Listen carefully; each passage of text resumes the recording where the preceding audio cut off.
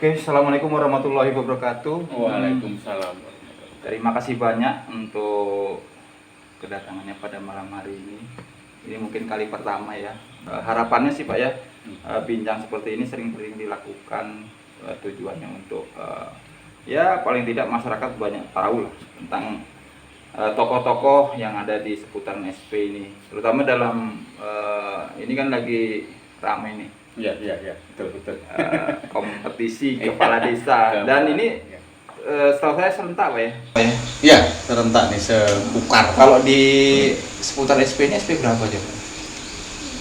Kalau kemarin itu SP5, terus SP3 pasti. Pak Paron apa nih aktivitasnya nih selain dulu pernah jadi kadus Pak ya? Kalau nggak salah 2 periode Pak ya? Iya.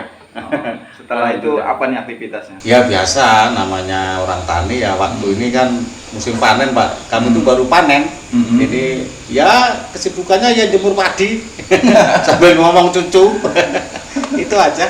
Ya mungkin mudah-mudahan ini menjadi awal yang baik dan insya Allah malam hari ini kita eksplor lah kira-kira apa yang bisa kita ceritakan, Bapak ceritakan kepada masyarakat. Makanya pertama mungkin gini Pak ya, Bapak kan memiliki visi untuk bersama-sama membangun desa lah, terutama di masa yang akan datang supaya desa ini bisa dibangun bersama-sama. Mungkin bisa dijelaskan Pak, maksud dari visi misi Bapak. Oh begitu, memang gini Pak, kami itu kan mulai di waktu masih, ini kisah dulu lah Ya. Masih jabat kepala dusun itu, waktu itu kami tahun 2003 Pak, udah salah itu. Sampai 2010, 2 periode kami jabat kepala dusun. Memang waktu itu memang kami masih punya cita-cita lah, ingin ibaratnya membangun desa Sidomukti yang lebih baik ke depannya.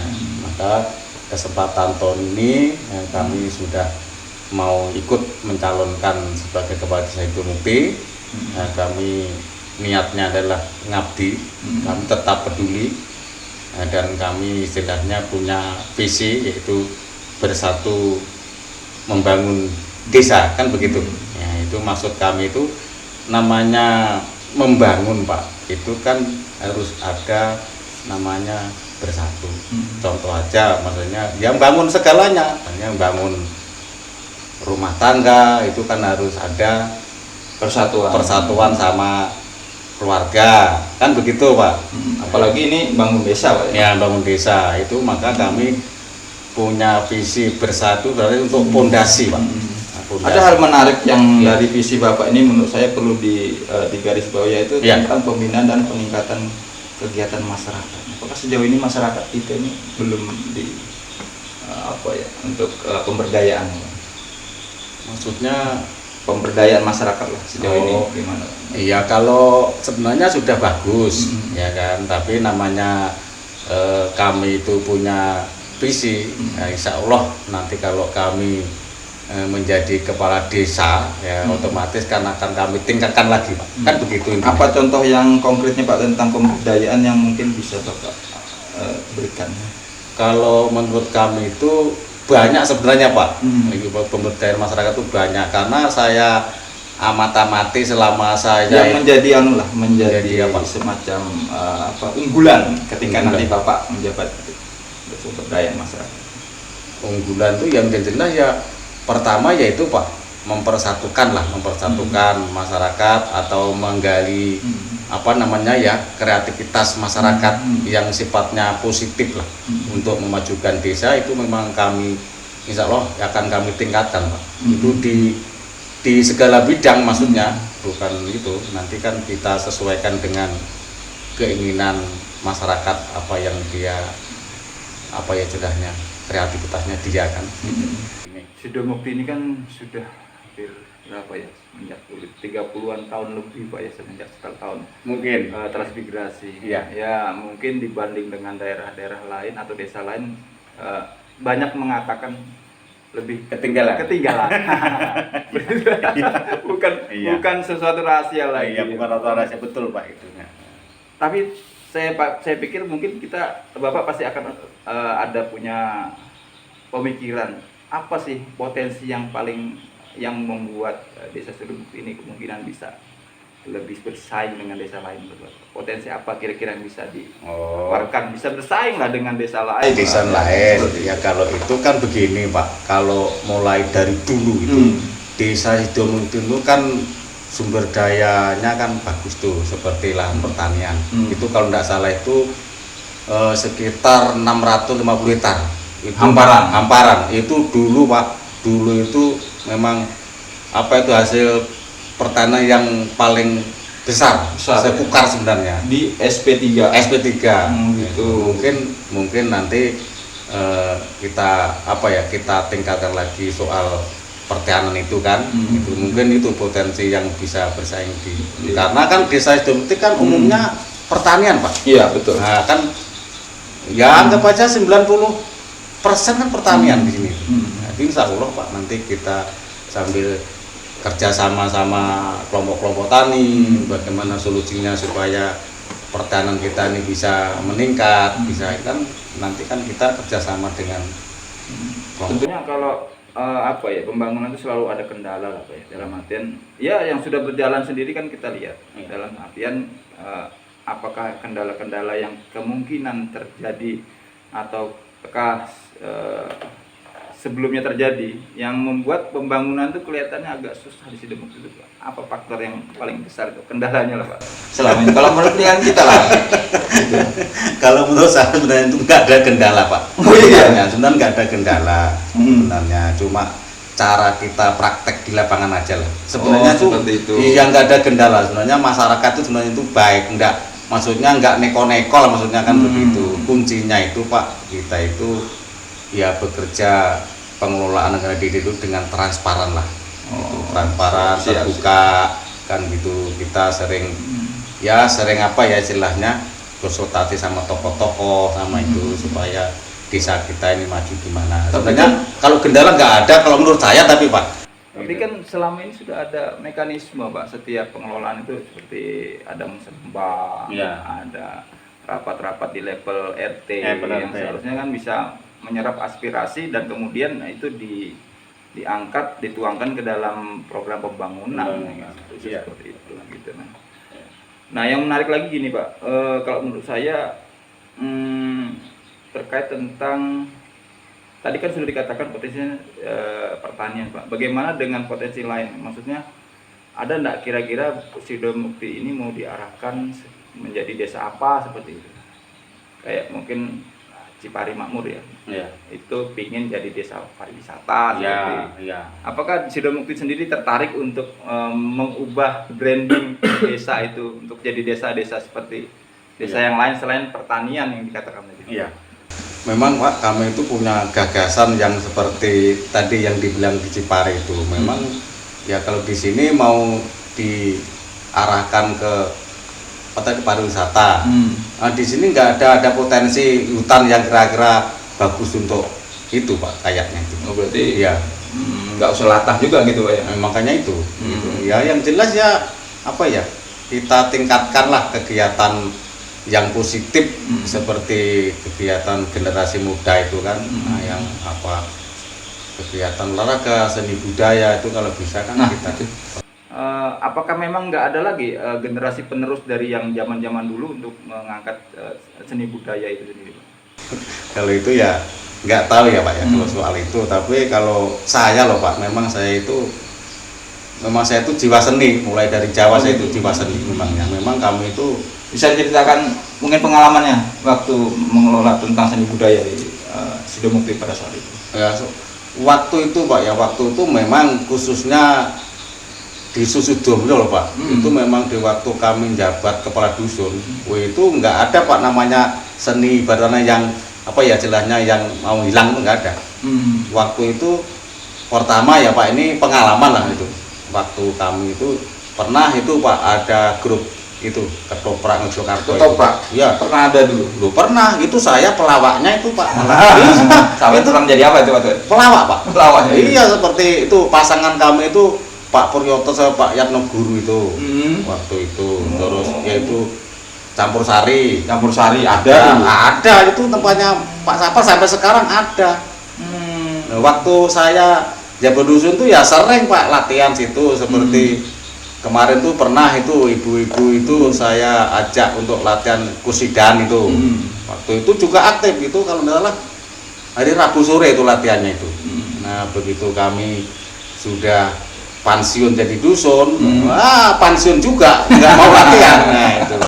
Ini perlu digarisbawain Pak, karena budaya itu penting dalam Ya, masyarakat. betul, ya. Kita tahu sendiri masyarakat yang meninggalkan budaya itu nanti kehilangan identitas Pak. Betul Pak. Insya Allah Pak, kami itu memang punya visi akan kami angkat kembali Pak. Tradisi-tradisi daerah yang akan hilang lah, jangan sampai hilang seperti kan banyak itu di sini kan ada namanya seni calung lah. Calung kalau calung. Itu. Terus kalau campur sari sih tidak bisa diomong, Iya, sudah pastilah. Ludruk, ya, campur sari itu. Sebenarnya potensi itu benar ada Pak. Yang lokal juga ada Pak, Ya. mungkin tingkilan. Ya itu ya, gitu. aku pernah itu Pak, memang kami. Oh pernah juga. Enggak, kami pernah tanya itu karena tanya sama tokoh adat kan. Itu kemarin itu menghadap itu seni tingkilan itu yang dari Kutai itu memang ada. Terus kalau tarinya itu tari apa lupa aku. Apa ya tari Kutai itu lupa. Cepen. Nah, cepen itu. Kami memang insya Allah Pak, kami tingkatkan lagi itu. Jadi nanti kan seperti Sunda itu ada calung, musik calung, ada jaipong, ada itu. Jadi tujuan kami begini, suatu saat ada event yang oke, ya kita tampilkan lah seni-seni tradisional itu jangan sampai ke gusur zaman kan begitu. Ini kembali ke visi lagi nih Pak. Ya. Di sini saya membaca tentang apa ya, melaksanakan anggaran dana desa dengan transparan. Kebanyakan sih semuanya seperti itu Pak. Iya. Bisa dijelaskan, maksudnya transparan itu seperti apa kalau menurut versinya Bapak? Ya, kalau menurut versi kami namanya transparan itu Pak, itu anggaran sama ibaratnya apa ya, anggaran sama bahan lah bahasanya, itu harus sinkron lah seharusnya. Harus sesuai. Harus sesuai, itu maksudnya kan transparan. Jadi seperti kalau mau bangun, contoh aja, mau saya itu mau bangun jembatan, nah itu sebelum jembatan dibangun kan itu ada itu tuh apa tuh rapnya itu, nah itu kita pajang dulu. Oh gitu. Nah, kan gitu. Itu kan kalau menurut kami kan sudah transparan. Nah itu, jadi nanti yang melaksanakan ya lingkungan situ sendiri. Nah, intinya itu seperti selain itu juga saya baca di sini tentang apa ya, peningkatan infrastruktur. Memang beliau kenapa ketawa karena waktu kesini ya pemirsa semua, waktu kesini melekuk kata orang Jawa itu. Jadi bisa dibayangkan kalau di daerah Sidomuk ini masalah jalan infrastrukturnya sangat-sangat mengenaskan lah gitu ya kan. Itu akan menjadi fokus Bapak juga. Oh itu pasti Pak, itu pasti itu masalah infrastruktur jalan Pak. Saya termasuk yang ngenes Pak. Ya jelas Pak, ya kami loh. Memang kan gini Pak, kisahnya itu kan kami itu selama kami nyalon kepala desa itu kan sudah anggap aja sudah lolos tes lah. Iya. Nah, itu memang Pak, tokoh-tokoh itu saya itu nggak dibilangin, cuma Pak tolong sampean jalan dulu lah ke sana. Ya tadi seperti tadi kenyataan, aduh ya mudah-mudahan Pak, mudah-mudahan kami nanti Allah mengabulkan hajat kami ya, insya Allah. Itu kalau infrastruktur itu Pak, yang jelas kami itu prioritas Pak, yang jelas jalan usaha tani, itu jalan di lingkungan pasti. Karena ada beberapa blok yang memang kalau orang bilang daerah jenengan ini kok terisolir gitu. Padahal di pinggir jalan besar, tapi ketika akses masuk ke dalam begitu susahnya seperti itu. Insya Allah Pak. Kalau itu memang itu jadi perhatian utama lah ya. Ya pasti Pak.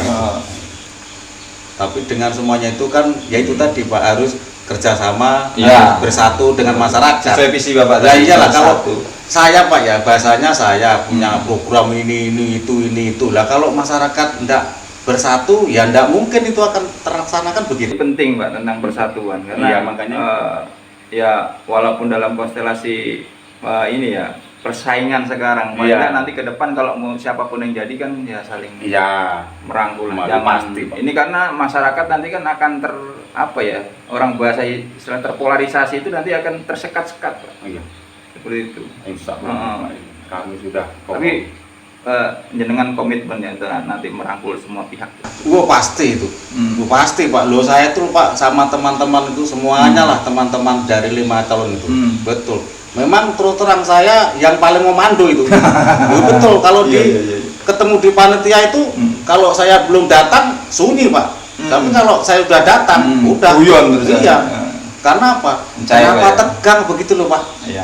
Ini kan ya kalau dibilang memang bersaing ya, cuma kan bersaing yang sehat. Pada level-level tertentu nggak usah terlalu diperpanjang gitu. Ya betul Pak. Tapi Pak, janganlah karena ini kan semuanya kan juga nanti masyarakat yang menilai. Iya, percuma kalau diantara salon saling sikut menyikut kan cuma aja. Semuanya tujuannya kan baik benar. Nah, semuanya tujuannya itu baik, nggak ada Pak tujuan saya itu nanti kalau jadi kepala desa nanti tak jelek-jelek di sana kan nggak mungkin. Semuanya pasti tujuannya baik, ingin membangun kan begitu. Cuma dari 5 calon kan punya trik sendiri-sendiri, punya cara sendiri-sendiri. Kalau itu kan istilahnya dapur Pak ya. Nggak perlu di open lah, saya punya strategi. Kan begitu. Tapi paling tidak maksudnya dalam kaitan silaturahmi, ketika ketemu di jalan, ketika ketemu konstituen lain, tidak langsung pakai uang muka gitu Pak ya. Enggak gitu ya. Kayaknya enggak membatasi lah. Enggak, kalau saya enggak. Kalau saya itu istilahnya ya apa adanya Pak. Per saya ini terus terang sama teman-teman itu. Itu yang diharapkan Pak. Semua calon harus memberikan contoh bahwasannya pilihan ya pilihan, tapi masalah silaturahmi tetap jalan. Seperti itu. Terakhir Pak, mungkin pesan-pesan ke masyarakat. Ini kan sekalian mungkin promosi nggak apa-apa, silakan nanti dibaca. Assalamualaikum warahmatullahi wabarakatuh. Ya, ini tentu ini sudah waktunya pesta demokrasi Pak ya. Iya. Pilkades ini ya kami minta kepada masyarakat Desa Sidomukti, marilah pesta demokrasi Pilkades ini kita sambut dengan senang, ceria, karena namanya pesta itu kan harus ceria Pak. Betul. Jadi kan, jadi kami mohon biar seluruh masyarakat Desa Sidomukti, marilah Pilkades ini kita sambut dengan ceria, dengan semangat kan begitu. Dan mari nanti tanggal 14 September 2022 mari kita berbondong-bondong hadir di TPS untuk memberikan suara. Itu oleh karena itu saya Suparwan, calon kepala desa Sidomukti, tetap peduli, siap mengabdi setulus hati. Oleh karena itu saya mohon kepada seluruh masyarakat Desa Sidomukti, mohon doa dan restunya dan dukungannya supaya kedepannya Desa Sidomukti ini lebih baik. Amin. Nah, itu caranya mudah Pak. Itu kalau lebih baik caranya mudah. Tanggal 14 itu datang di TPS, coblos nomor 1. Iya. Nah, untuk bersatu membangun desa. Yaitu Pak Suparwan, calon kepala desa Sidomukti, siap mengabdi setulus hati. Mungkin itu. Oleh karena itu mari Pilkades ini kita jaga yang aman, yang damai, yang tentram, nggak usah begitu tegang istilahnya. Namanya pesta itu kan harus senang, Santai Pak. Santai. Mungkin itu yang bisa saya sampaikan ke masyarakat Desa Sidomukti. Satu lagi ya, kami secara pribadi, namanya kami itu manusia, pasti tidak luput dari kekurangan, kekeliruan dan kesalahan. Pada pertemuan malam hari ini semuanya yang saya sampaikan mulai dari awal Pak ya sampai terakhir ini, bila kurang terkenan di hati Pak Yono khususnya, masyarakat pada umumnya, kami mohon maaf sebesar-besarnya. Sama-sama Pak. Saya akhiri, summa salam, wassalamualaikum warahmatullahi wabarakatuh. Waalaikumsalam warahmatullahi wabarakatuh. Amin. Terima kasih Pak Parvan. Sama-sama. Mudah-mudahan hajat jenengan untuk bisa tadi katanya mengabdi Ya. terwujud. Siap. Saya sebagai penengah di sini ya mendoakan semuanya mudah-mudahan Amin. yang terbaik Amin. yang menjadi Ya. kepala desa kita di 6 tahun ke depan. Amin. Oke, terima kasih banyak untuk teman-teman semua, mungkin Bapak Ibu semua yang mendengarkan podcast kali ini. Mudah-mudahan apa yang kita bawakan pada malam hari ini bisa menjadi inspirasi, informasi dan juga membawa kita untuk bisa memilih secara rasional, Ya, betul. memilih lebih transparan ya. Jadi nggak membeli kucing dalam arti. Oke, terima kasih Ya, banyak sama-sama, Pak Pak. atas kehadiran Ya, malam hari ya, ini. amin. Assalamualaikum warahmatullahi wabarakatuh. Waalaikumsalam warahmatullahi wabarakatuh.